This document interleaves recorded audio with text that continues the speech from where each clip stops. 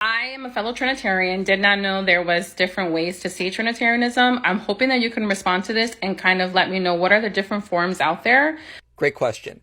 So most models either fall under one self-views or three self-views.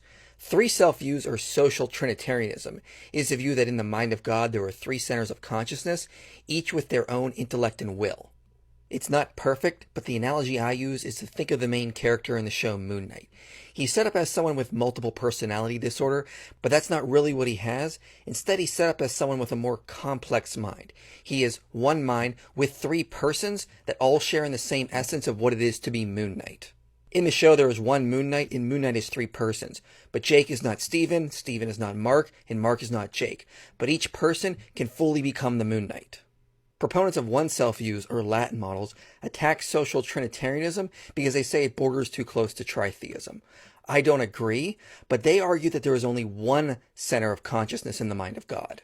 Thomas Aquinas, who held to a one self-view, argued there was a likeness of the Trinity in the mind itself, in the idea the mind understands itself and loves itself. So he taught that the mind is found in the mind itself, insofar that it is conceived in the intellect and beloved in the will.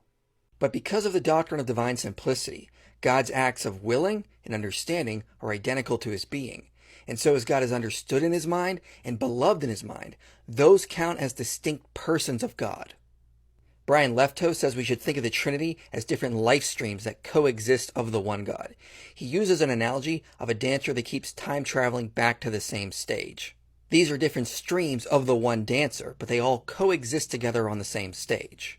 Social Trinitarians attack the Latin models or one-self theories because they say they border too close to heresies known as partialism or modalism.